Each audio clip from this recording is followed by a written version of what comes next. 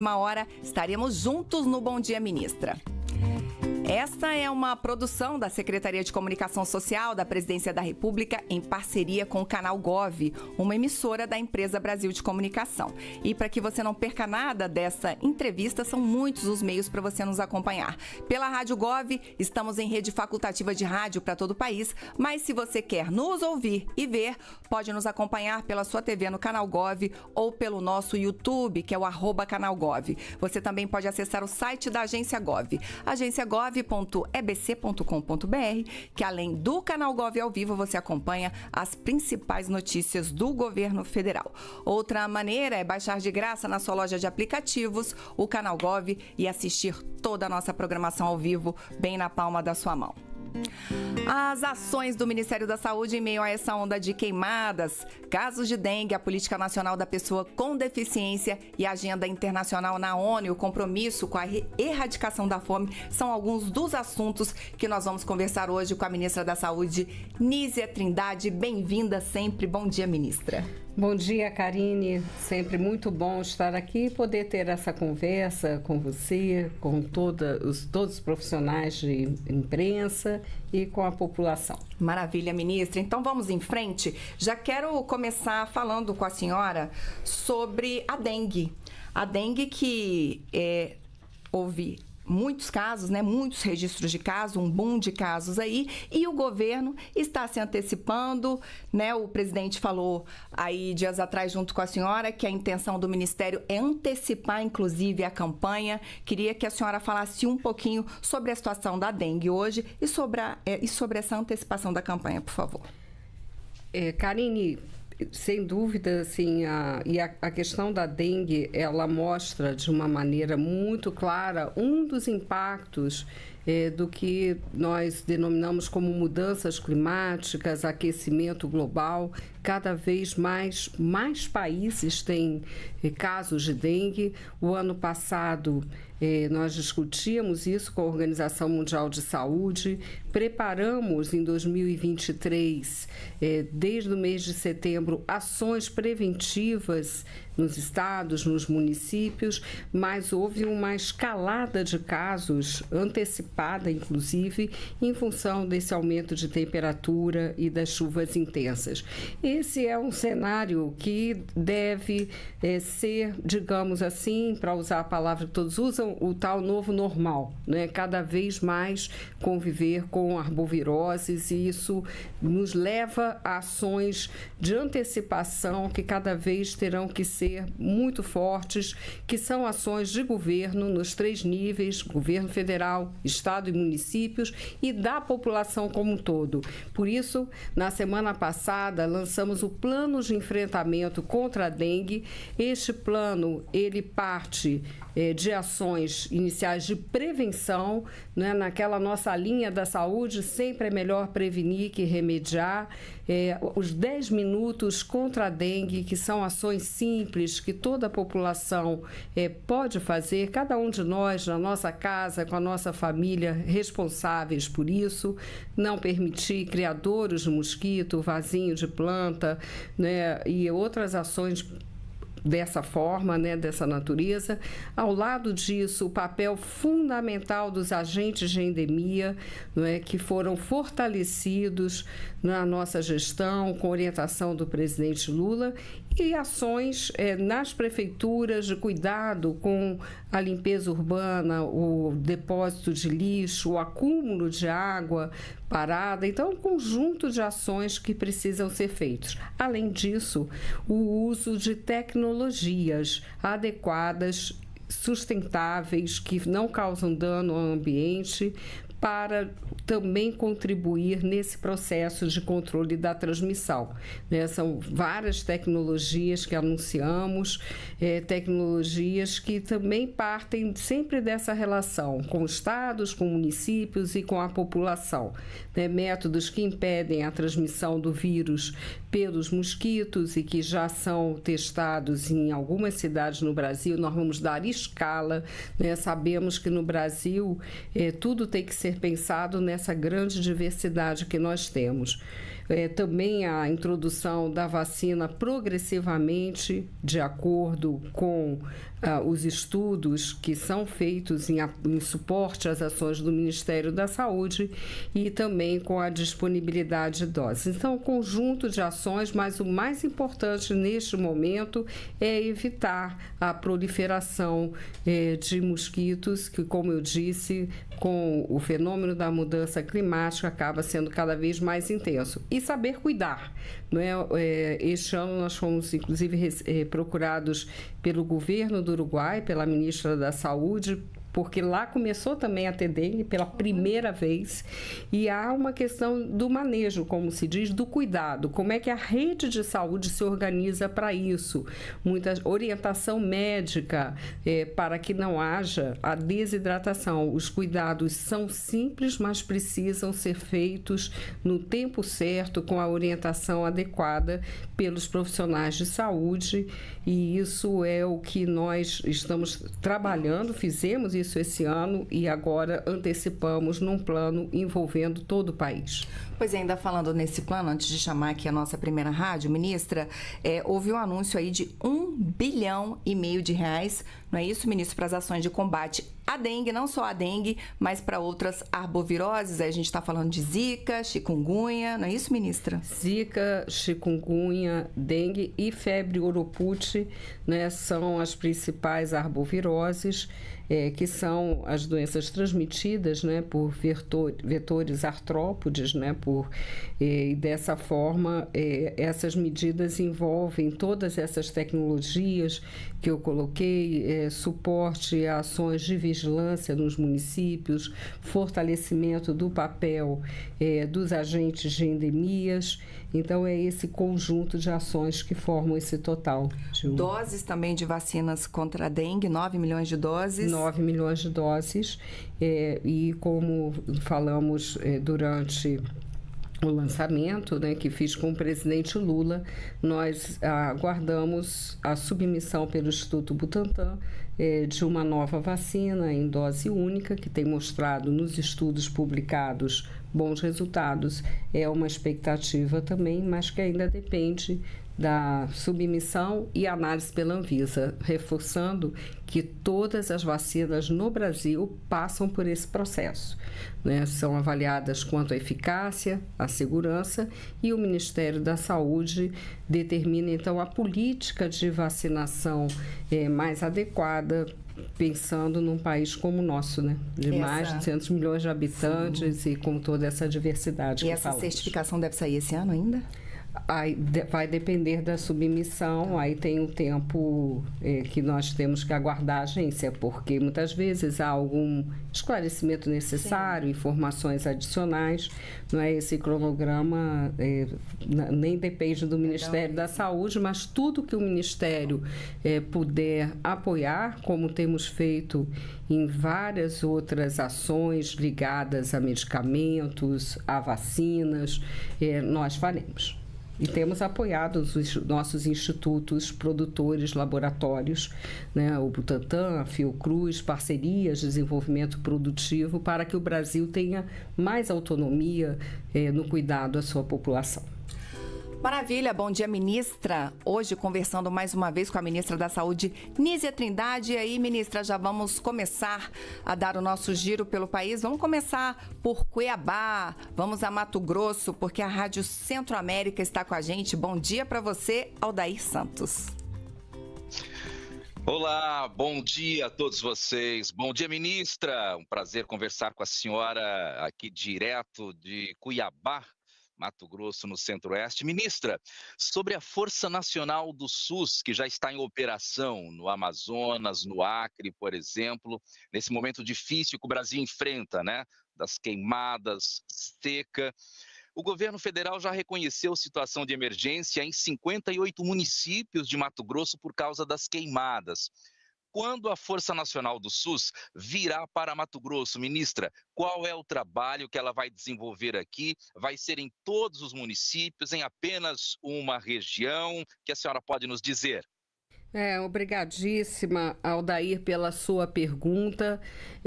De fato, a situação no estado preocupa, como preocupa muito a situação na Amazônia. Não tem, eu acho que assim, o foco, além da questão da queimada, da fumaça, há uma questão muito importante, especialmente, eu diria, na região amazônica, com relação ao isolamento de algumas comunidades, o que leva a desabastecimento, em alguns locais, dificuldades de ida de profissionais, de equipes de saúde. Então, estamos trabalhando nessa agenda e priorizamos muito, num primeiro momento, esses estados em função dessa situação. Isso tudo numa ação conjunta do governo federal.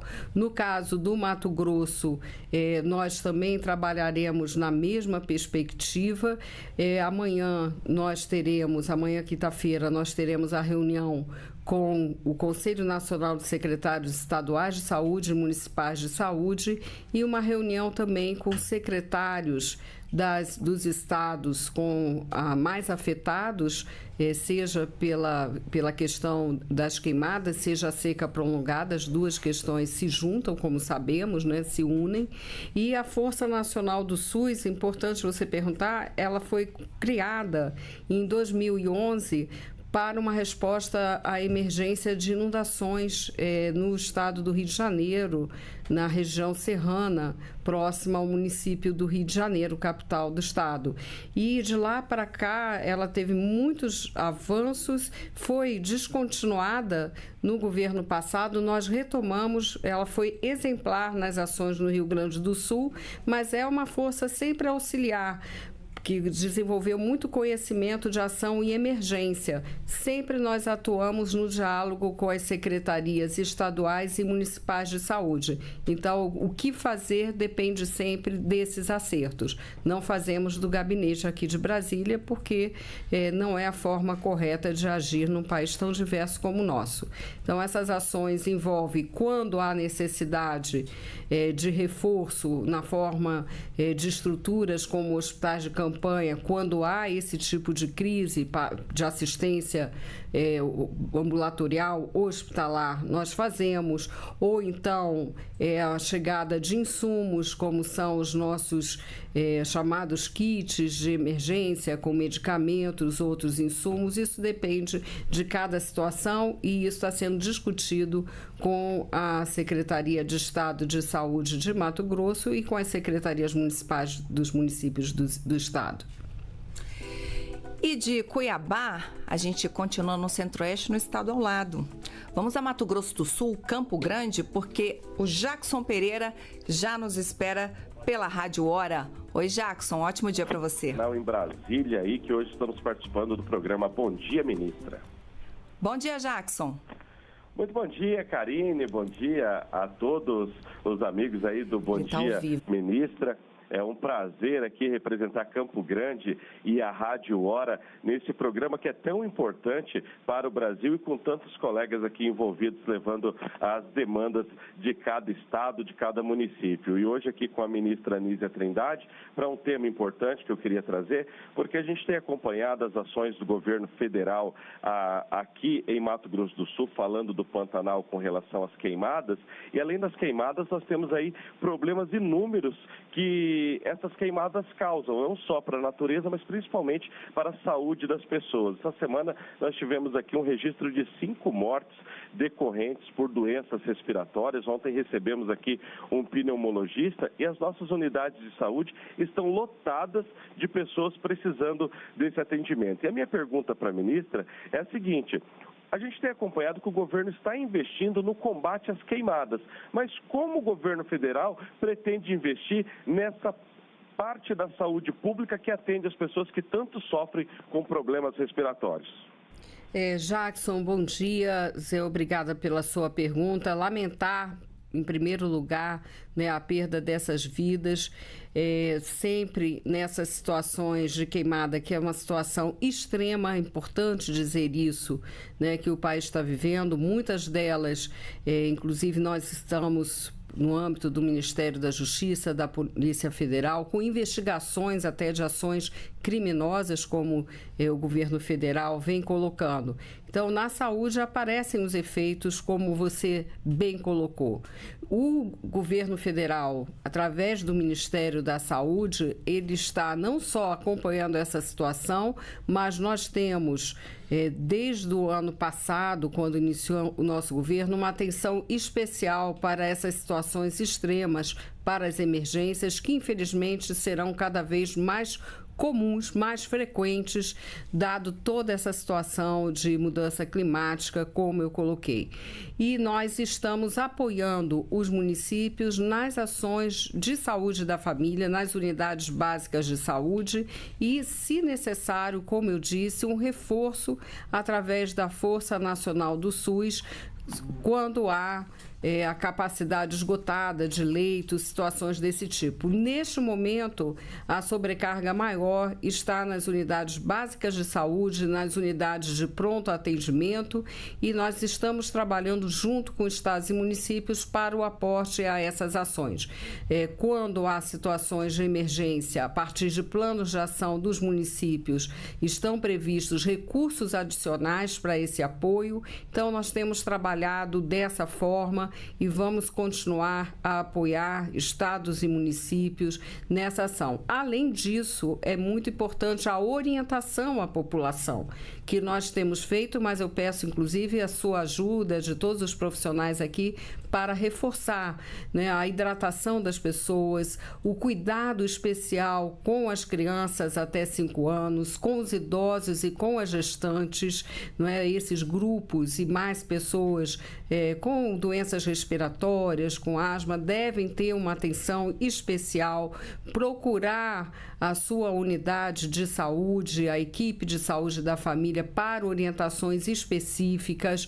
Isso é muito importante, inclusive em relação ao uso de medicamentos, mas eu recomendaria a hidratação, a não exposição a locais próximos de fumaça, tanto quanto possível, né, porque sabemos quanto se dissemina, não praticar exercícios ao ar livre. Então, muitas vezes as pessoas estão pedalando, Brasília mesmo, Distrito Federal, né, nós temos visto isso, qualidade do ar, não, temos que evitar nesse momento, infelizmente, mas é o que temos que fazer. Então, todas essas recomendações estão também divulgadas pelo Ministério da Saúde. Nós estamos contando também com vocês para ampliar essa divulgação. E no suporte mais direto à rede de atenção à saúde, temos feito isso sempre junto às secretarias estaduais e municipais de saúde. Ministra, a senhora falando nisso, me deixa aqui querendo que a gente fale sobre um assunto que circulou aí na imprensa ontem e nos últimos dias, sobre a história do Ministério da Saúde. Tem alguma recomendação para fechamentos de escolas, né? Então, eu queria que a senhora esclarecesse isso, porque, como a senhora disse, são casos específicos, né? Então, eu queria que a senhora falasse um pouco sobre isso, por favor. Isso é muito importante, Karine. Claro que algumas situações é impossível até sair de casa. E isso, aliás, se vive não só no Brasil hoje, né, no estado da Califórnia, nos Estados Unidos, isso está claramente colocado. Portugal vive esses problemas. Eu tenho discutido com colegas que trabalham no campo da saúde em outros países. Nós reunimos especialistas essa semana, os principais, tanto na área de saúde como mudança climática, e a questão das escolas é sempre uma pergunta.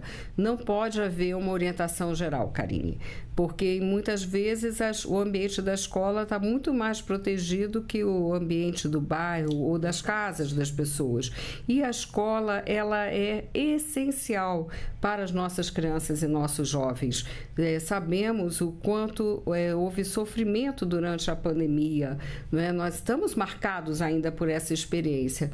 E não vivemos, é bem importante distinguir, né, na questão da qualidade do ar, da poluição, da fumaça, tudo isso que nos aflige nesse momento, numa área tão extensa do Brasil, né, 60% do território vivendo esse problema, temos que ter o cuidado para não generalizar e manter as crianças e jovens nas escolas tanto quanto possível. Claro, em algumas situações é inviável, mas isso tudo tem que ser visto pelas autoridades locais, com o nosso acompanhamento, com a nossa orientação.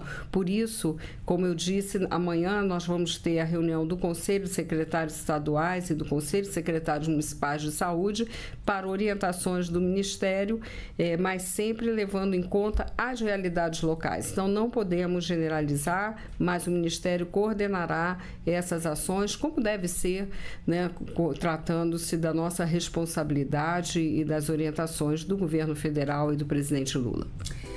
E a gente continua no Centro-Oeste, porque a gente vai para o estúdio aqui ao lado. Vamos à Rádio Nacional de Brasília e com ela a gente fala também com a Rádio Nacional da Amazônia, Alto Solimões. A Paula de Castro já está a postos. Bom dia, bem-vinda, Paula.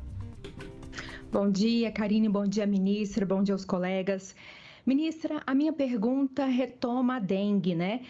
A senhora falou inicialmente que o Ministério vai antecipar a campanha de prevenção à doença, mas a gente traz aqui, ministro, um dado bem alarmante em relação aos adolescentes e em relação à vacinação. Menos da metade, né, dos adolescentes se vacinaram contra a dengue e tomaram a segunda dose. Eu queria que a senhora falasse da importância de preencher esse calendário vacinal contra a dengue, que esse ano aí já causou mais de 6 milhões de casos, ministras. Eu gostaria que a senhora falasse da importância da vacina e dessa segunda dose para esse público-alvo que foi beneficiado. Muito obrigada, Paula. Eu falo assim, a campanha, ela está dentro de um movimento nacional de enfrentamento à dengue, tal como fizemos com a vacinação em geral, né, com a recuperação das coberturas vacinais e, felizmente, graças a muito esforço e essa conscientização de todos, alcançamos bons resultados, precisamos avançar ainda muito mais. Então, eu faço esse paralelo. Em relação à dengue, teremos a mesma atitude, a mesma abordagem. No caso da vacinação, sempre bom colocar que ela não é a principal estratégia e não será em nenhum lugar do mundo hoje. Não é? O Brasil é o único país que incorporou vacina da dengue no calendário de vacinação em áreas específicas e em faixa etária específica, seguindo a orientação da Organização Mundial de Saúde. Mas para essa faixa, não é, que é a faixa sobretudo de 11 a 14 anos, em alguns municípios isso foi inclusive ampliado, mas dentro da recomendação de 6 a 14 anos, né, que é a recomendação da Organização Mundial da Saúde, nós estamos realizando a busca ativa. O que é isso? Usar as equipes de saúde da família, os agentes comunitários de saúde para que se complete essa segunda dose para esses adolescentes. Então, há um trabalho intenso, nós contamos também com o trabalho das escolas neste sentido. A campanha já começou, né, com o lançamento semana passada, mas, como eu disse, é um movimento. Então, nós estamos indo a vários estados e municípios para difundir essas estratégias, para fortalecer as ações do município, porque é muito importante pensar que as principais ações se dão nos bairros, nas cidades, nos logradouros públicos, não é? E também, claro, com uma mensagem nas escolas, que foi uma grande parceria ao longo deste ano e que nós vamos intensificar no próximo. Ministro, uma dúvida. A Paula fala sobre os adolescentes, que muitos não tomaram a segunda dose. Quando a pessoa toma a primeira dose, a segunda já está garantida? Sim. Isso faz parte de todo o planejamento do nosso Programa Nacional de Imunizações. Vacinas que são em 2, algumas até 3 doses, mais uma de reforço, como é o caso da poliomielite, sempre o planejamento garante a vacinação completa. Por isso a dengue busca é igual. Por isso a busca ativa. Não é falta de vacina. Não é falta de vacina. Falta de adesão, né, ministra? Acho que os jovens, até é bom você colocar isso, os jovens merecem sempre uma atenção especial, porque muitas vezes as famílias, em geral, são as mães, são as avós que levam, né, nós mulheres, né, acompanhamos mais de perto a vacinação, mas é uma responsabilidade de toda a família. Isso é muito fácil de ver, é um foco muito nas crianças, mas com a vacina de HPV, né, que é um exemplo que eu dou, que é fundamental, aproveito para falar isso, né? Fundamental vacinar nossos jovens, meninas, meninos, né? De 9 a 14 anos, eles têm que ter essa vacinação. Isso contribui muito à vacinação nas escolas, né? Porque é uma faixa etária, é um grupo em que muitas vezes a gente não dá essa priorização à vacinação. Então, olhar para a vacinação do grupo jovem é muito importante. Dengue é um exemplo disso, é uma vacina nova, não é? São vários fatores.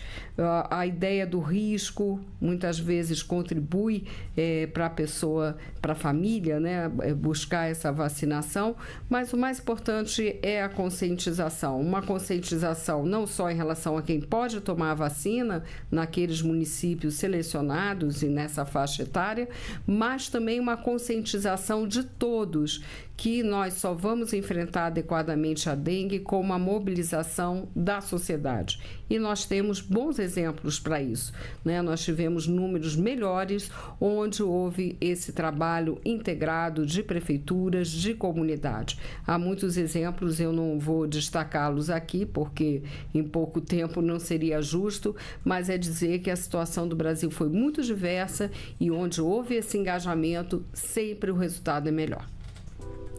Vamos à região norte, ministra, vamos à Rádio Difusora Acreana, lá em Rio Branco, e o Wesley Moraes já está com a gente. Oi, Wesley, bom dia. Oi, Karine, bom dia para você, ministra, e a todos que acompanham. Ministra, o Acre enfrenta uma situação muito grave, né, em relação à hídrica, rios com níveis alarmantes, né, e principalmente a situação das queimadas. Na semana passada, só para a gente ter uma... Cada acreano estava respirando o equivalente a fumar 30 cigarros por dia, o que é algo bastante assustador.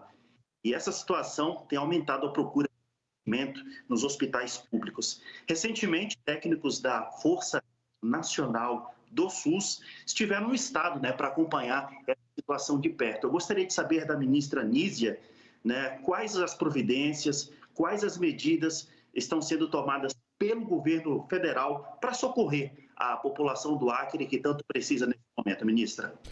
Muito obrigada, Wesley, e eu queria colocar não só a minha solidariedade, mas o nosso compromisso, o meu compromisso como ministra da Saúde e de todo o governo federal, porque todo o governo federal está empenhado em trabalhar para mitigar os danos do que nós estamos vivendo e também cada vez mais fortalecer a nossa capacidade de enfrentar essas situações, essas emergências tão graves, né, no caso da fumaça, da queimada, mas eu queria destacar aqui também essa questão da água, né, do acesso à água, da qualidade da água, do isolamento em que ficam muitas comunidades. Semana passada estive com o presidente Lula em vários municípios do Amazonas, em Tefé nós vimos claramente essa situação. E essa situação nos preocupa muito das comunidades isoladas. Como você mencionou, nós consideramos que, por mais dados que nós tenhamos, é importante essas visitas locais. Por isso, a Força Nacional do SUS, que é uma força cada vez mais fortalecida do ponto de vista de capacidade de lidar com essas emergências, foi ao estado do Acre para ver em loco as necessidades. Então, nós identificamos, a partir dessa relação com as equipes de saúde, com as secretarias municipais de saúde, com a Secretaria do Estado, as principais necessidades. Foi apontada a necessidade do envio de alguns medicamentos, de insumos, e também um trabalho no sentido de reforço às equipes de saúde.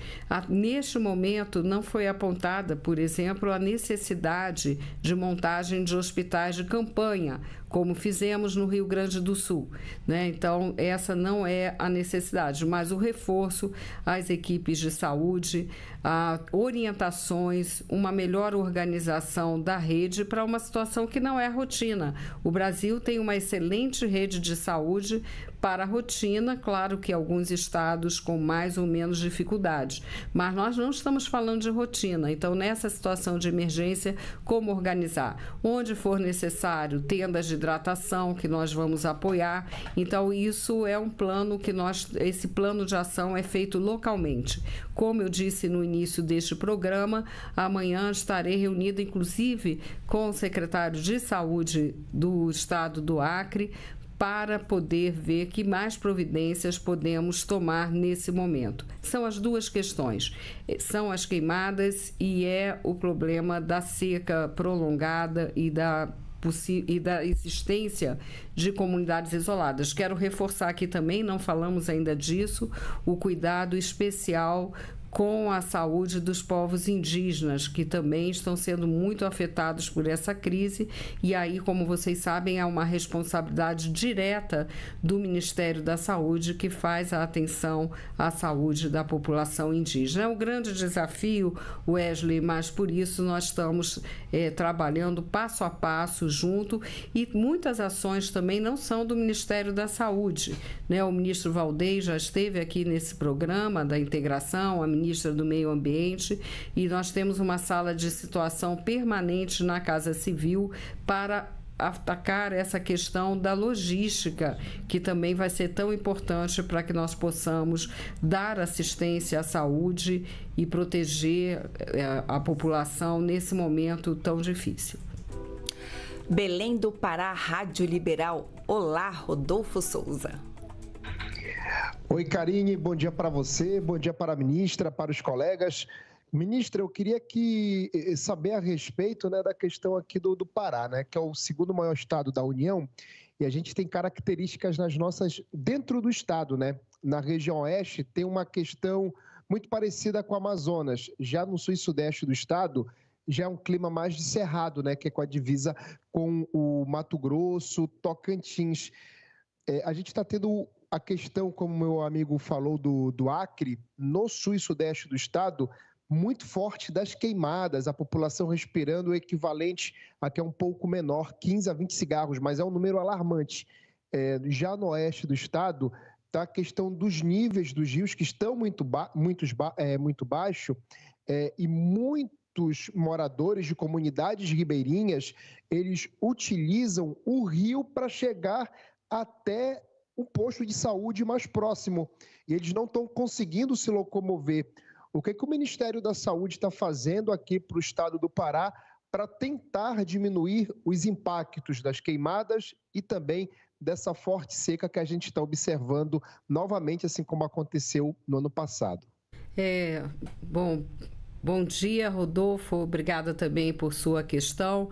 O Ministério da Saúde está desde junho com uma sala de situação dedicada a essa questão das queimadas. Elas foram, como sabemos, numa intensidade muito maior do que nos anos anteriores. Como eu disse no início do programa, também está se verificando a ação criminosa, com os vários indícios existentes a esse respeito. É uma questão que, portanto, envolve todo o governo. No caso do Ministério da Saúde, desde junho nós temos uma sala de situação, e nessa sala de situação nós fazemos monitoramento da qualidade do ar, através do Vigiar, com vários dados que são disponíveis no Ministério da Saúde, e nós estamos agora intensificando esse trabalho de visitas in loco e de diálogo com secretários estaduais e municipais de saúde. Também com o secretário de Saúde do Pará, a secretária, né, no caso, eu terei a oportunidade de estar reunida amanhã para tratar de ações mais específicas. Aproveitando, Rodolfo, dizer que é muito importante reforçar as recomendações que o Ministério da Saúde vem realizando. Já fiz reunião com o Conselho de Secretários Estaduais e Municipais de Saúde para que essas recomendações sejam uniformes, guardando, claro, as diferenças de cada região do país. E no caso do Pará, como você disse, é uma realidade diversa. Vive-se, no caso do Oeste, esse problema muito preocupante do possível isolamento e já do isolamento em algumas áreas. Para isso, nós temos que trabalhar soluções e estamos trabalhando de reforço de logística, de poder levar as equipes de saúde, reforçando as equipes existentes no Estado. É importante dizer isso. O SUS é uma rede capilarizada nacional. Não é o Ministério da Saúde que vai fazer o atendimento à população, mas nós sempre podemos entrar de forma auxiliar, como fazemos e fizemos já o ano passado na situação das secas e também fizemos agora, muito recentemente, na situação do Rio Grande do Sul. Então, é sempre esse agir conjunto que eu queria destacar. E quero aproveitar também, Rodolfo, para parabenizar o Estado por essa questão do crédito de carbono, né? Manter a floresta em pé é muito importante, reduzir a emissão de carbono, é isso que vai nos dar sustentabilidade para agir frente à questão da mudança climática, desse forte impacto no ambiente que acaba afetando a saúde, como também o presidente Lula ontem colocou na conferência da Assembleia Geral das Nações Unidas. Não é? Temos que mudar a forma de agir no mundo, todos, e principalmente aqueles países mais ricos que contribuíram para que chegássemos a essa situação de crise ambiental. Se você chegou agora aqui, este é o Canal Gov, a gente está no Bom Dia Ministra, hoje com a Ministra da Saúde, Nízia Trindade. Eu te lembro que você pode acessar o áudio dessa entrevista a qualquer momento pela nossa Rádio Gov, radiogov.ebc.com.br. Se inscreva também no nosso canal no YouTube, que é o @canalgov, e assista essa e outras entrevistas a hora que quiser na íntegra. Ministra, quero sair um pouquinho desse assunto de queimadas e de dengue, que a gente pode retomar a qualquer momento com as rádios, mas ontem eu estava lendo um artigo da senhora no Estadão, intitulado Tributo à Vida, onde a senhora falava sobre a importância da reforma tributária, né? Do que a reforma tributária vai trazer para a saúde. Inclusive, aí, a intenção reforma tributária, que foi aprovada pela Câmara, e agora o texto está no Senado, né? Estamos aí em período eleitoral, Congresso em recesso branco, mas assim que passar a eleição, né? O governo, os parlamentares, a bancada toda com força total para tentar, né? Seguir com essa tramitação. E aí lá dizia a sua preocupação com a taxação de produtos reconhecidamente maléficos à saúde, né? Em como a reforma tributária pode ajudar a saúde. Queria que a senhora falasse um pouco sobre isso pra gente. São 2 pontos, Karine, na reforma tributária muito importantes para o SUS. Primeiro, dizer que é um avanço que precisa ser mais falado, né? Eu, inclusive, ontem trocava mensagens a esse respeito com o ministro Haddad, que está na missão na ONU junto com o presidente Lula. Precisa ser mais falado. Há muito se esperava por essa reforma tributária e nós temos um avanço muito importante. No caso da tributação de produtos nocivos à saúde, o Brasil segue a melhor tendência do mundo, que é mostrar que, por exemplo, o tabaco, né, o hábito do tabagismo, ele tem um impacto direto na saúde, levando a internações, levando a morte, levando a problemas respiratórios graves e, portanto, taxar esses produtos que fazem mal à saúde, o tabaco, né, a questão dos alimentos ultraprocessados, o álcool, isso é fundamental, isso ajuda também nas campanhas educativas tão importantes que fizeram com que o Brasil reduzisse o consumo do tabaco de forma significativa, algo que não podemos perder. Então, esse é um aspecto importantíssimo da reforma tributária. O segundo aspecto é a a questão da isenção daqueles produtos que são vacinas, medicamentos que fazem parte da nossa produção nacional para o Sistema Único de Saúde. Não é possível pensar nessa autonomia do país no caso de vacinas, de medicamentos, sem esse tipo de incentivo tributário que permite a sustentação do setor e os melhores resultados para o Brasil alcançar dentro da nova industrialização que tem a saúde como uma das suas missões importantes. É isso, medidas importantes. Vamos aguardar aí, então, até o fim do ano, como é que vai evoluir isso. Vamos à Rádio Conecta, vamos a Ribeirão Preto, São Paulo, Rádio Conecta, que participa aqui pela primeira vez aqui do Bom Dia Ministra. Quero agradecer já e dar boas-vindas a Jaqueline Bonum. Bom dia para você. Bom dia, Karine, bom dia a todos que nos acompanham, bom dia, ministra. Bom, retomando a questão da dengue, porque é uma doença que ela vem, essa incidência da dengue, ela perdurou por todo o ano, né? Não foi só um período que geralmente é de incidência, só que em Ribeirão Preto já foram confirmados mais de 40 mil casos de dengue e a ministra, a senhora, comentou que o novo plano para combater as doenças como a dengue menciona o uso de novas tecnologias, pesquisas científicas. E que tipo de inovação que é essa que está prevista e como que vai funcionar a parceria entre o governo e outras instituições para enfrentar essa doença? Muito obrigada, Jaqueline, pela sua pergunta. Serão adotadas, de primeiro, assim, a constatação de que a dengue aumentou a escala e, como eu disse, esse hoje é um problema presente em 200 países, né, em todas as regiões do mundo. Eu mencionei até no início do programa o Uruguai, que é um país que pela primeira vez teve epidemia de dengue em uma das suas regiões. Então, nós estamos trabalhando primeiro com a prevenção, como eu disse, de forma tradicional, mas que é muito importante, o engajamento comunitário, os agentes de endemias, eu não quero perder isso de vista, mas também com tecnologias que o Brasil vem testando, mas que estavam com escalas muito locais. É o caso do método Wolbachia, que é um método desenvolvido numa parceria entre a Fundação Oswaldo Cruz e universidades, né, sobretudo na Austrália.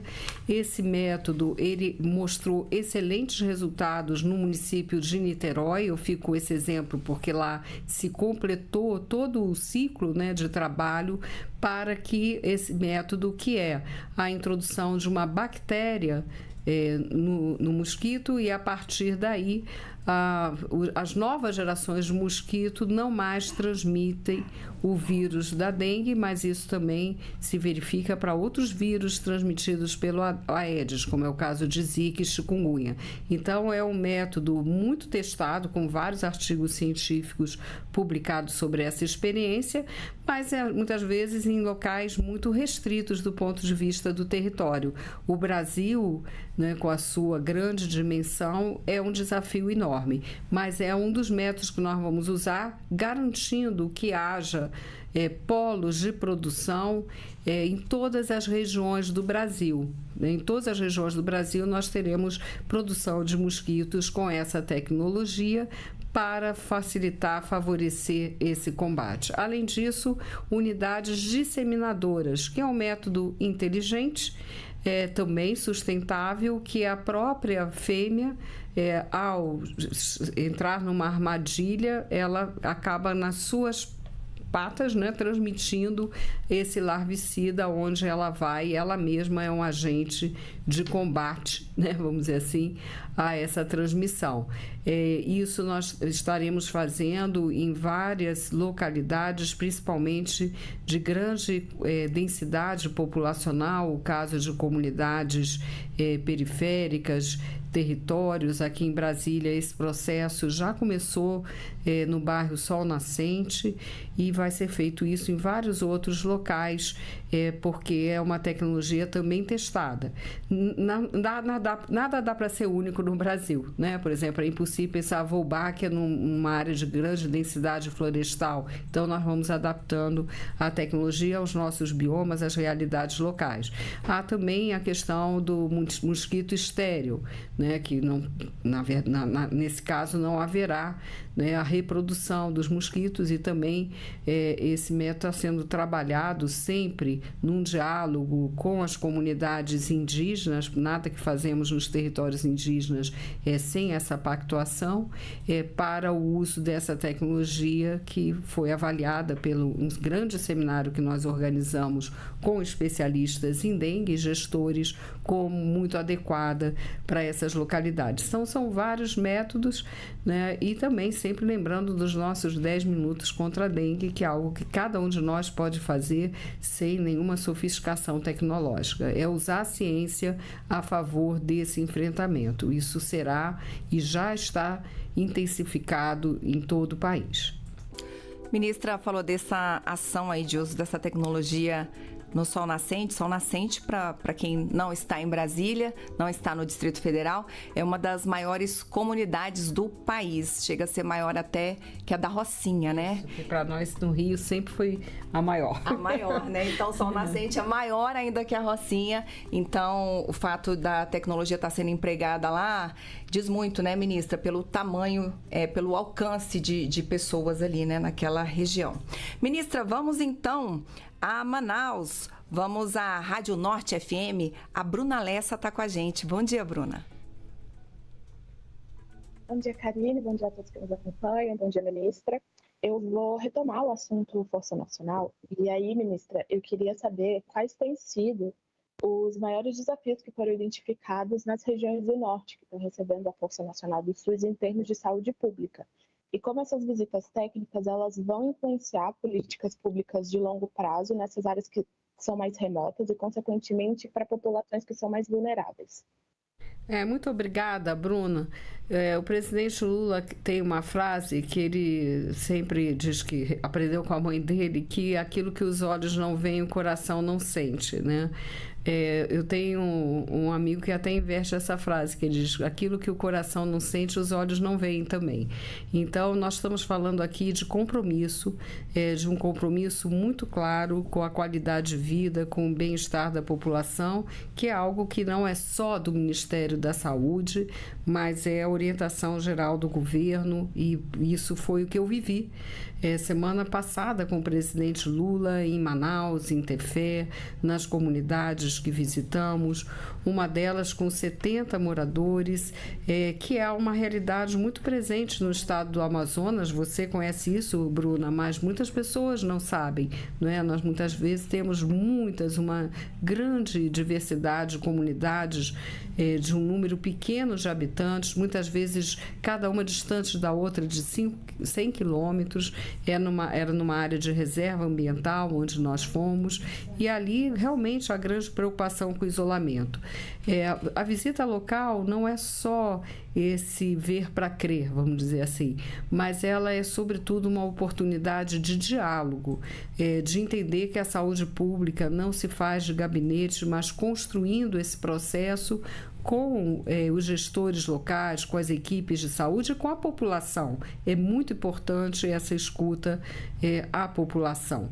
Então, o que esse trabalho na Força Nacional ajuda é um olhar para a emergência, como eu falei. O Brasil tem um sistema único de saúde em estados e municípios, mas cada vez as emergências em saúde, as emergências climáticas são mais frequentes, e nós temos que avançar, portanto, em medidas para atuar nessa situação. A grande preocupação no caso do estado do Amazonas, além da qualidade do ar, é o acesso à água. né, é o acesso à água e também a possibilidade de mobilidade das equipes de saúde. Portanto, não é uma ação só da saúde. Para resolvermos a questão da saúde, essa pauta está trabalhada pelo governo para atendermos da melhor maneira possível nessa crise, e vamos construir essa solução com o governo do estado, com os municípios.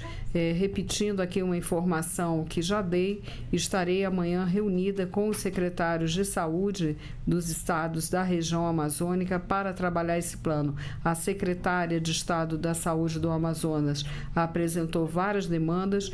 Nós temos também feito um aporte de recursos emergenciais para reforço a essas ações de saúde, e isso se dá através de planos de ação feitos pelo Estado, pelos municípios, vendo quais são as principais necessidades de cada local, né? Porque essas necessidades variam, como eu falei.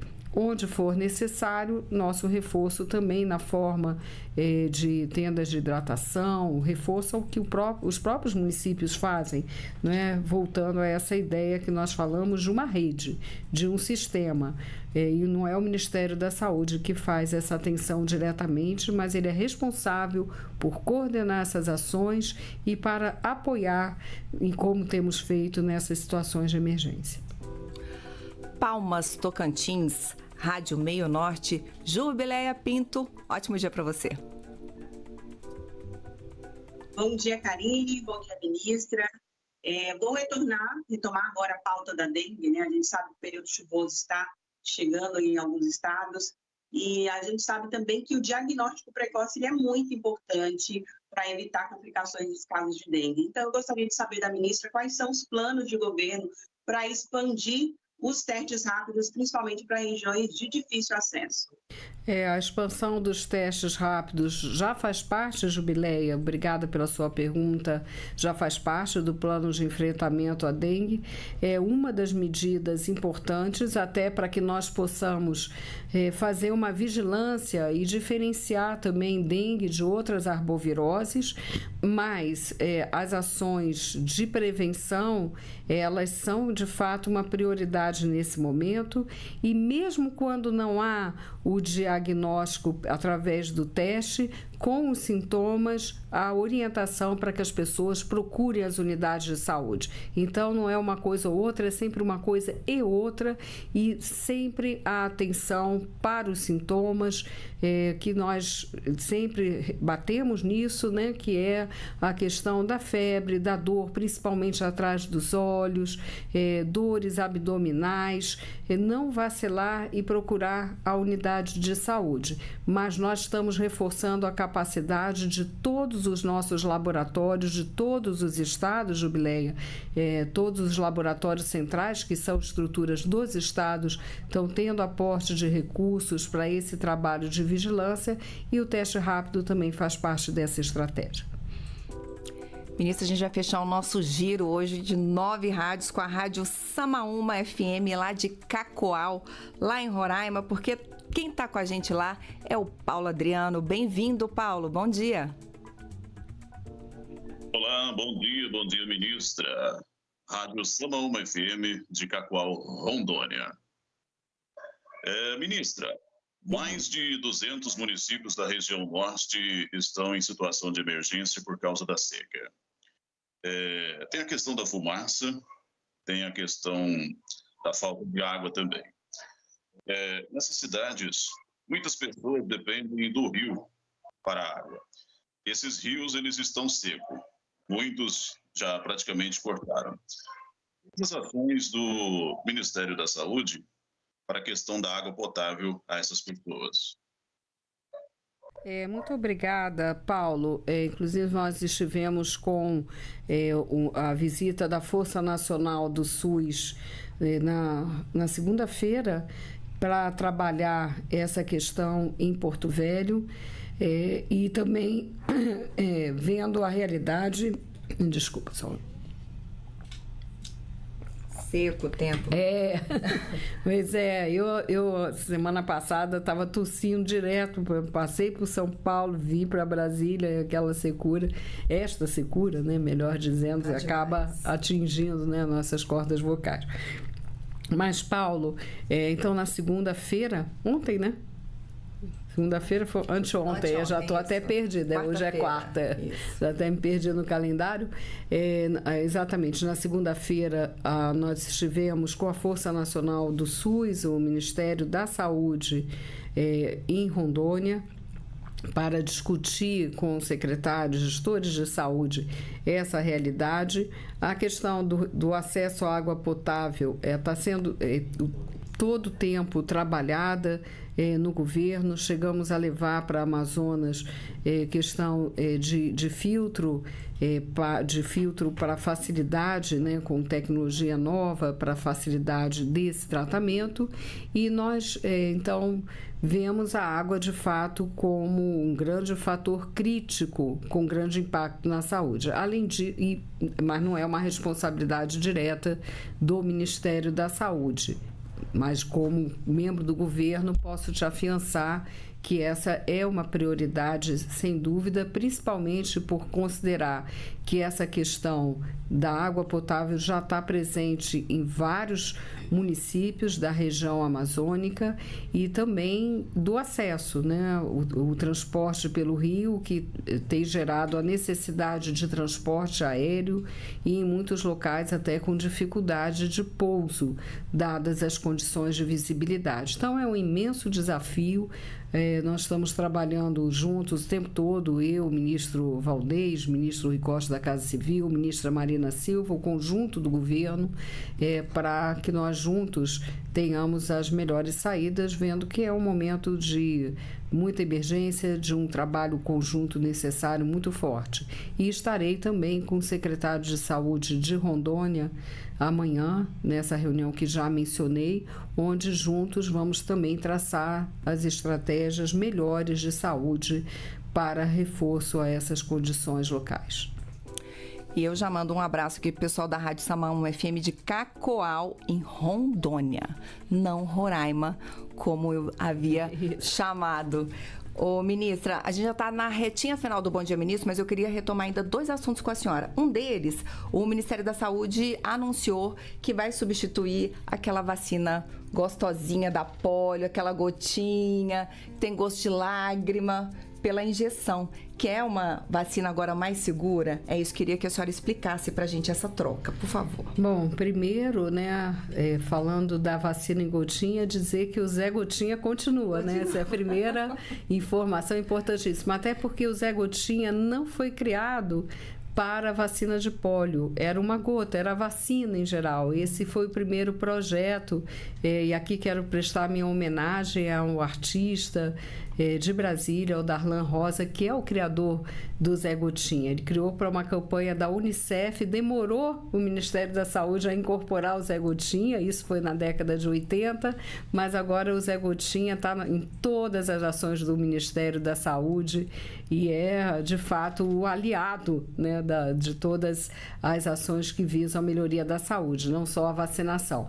Mas a mudança da vacina é algo que tem uma evidência científica. A vacina em gotinha, a vacina que foi desenvolvida por Albert Sabin, a quem eu também rendo minha homenagem, né, foi uma pessoa extraordinária como pesquisador e como defensor da saúde pública e da vacinação. Então, essa vacinação cumpriu a sua finalidade. À medida que vai aumentando essa cobertura, sabe-se isso, foi uma avaliação, né, feita ao longo de um processo, que a vacina injetável ela é feita com vírus inativado, ou seja, ela é muito mais segura, porque ela não deixa a questão do chamado vírus vacinal se propagar. Então, quando você já tem uma situação mais segura do ponto de vista de uma maior cobertura vacinal, é uma recomendação da Organização Mundial de Saúde essa substituição, né? Então, nós vamos continuar com a vacinação, continuar com o Zé Gotinha, mas mudar esse regime de doses, como nós chamamos de vacina, ao invés da dose de reforço ser com a gotinha, será com a vacina injetável. Assim nós teremos não só nossas crianças protegidas, mas uma futura geração sem pólio. A pólio que marcou tanto a minha infância, Karine. Eu tinha muitos colegas que tiveram paralisia infantil e eu me lembro de ter sido vacinada não com a vacina Sabin, mas com a vacina injetável. Foi a primeira introduzida, inclusive, na escola. Eu me lembro disso até hoje. Eu devia ter uns 6 anos de idade, né? Isso aí lá para meados dos anos 60. Ministra, que bom, né? Saber que Zé Gotinha não será demitido, está com o emprego garantido. Graças a Deus, né? E uma outra coisa que eu queria retomar com a senhora antes da gente se despedir, eu queria que a senhora falasse rapidamente sobre o G20. G20, em menos de 2 meses, haverá a cúpula do G20 no Rio de Janeiro, dia 18 e 19, salvo engano. É isso? 18 e 19? A cúpula de líderes será 18 e 19 de novembro. E aí queria saber o foco da saúde no G20.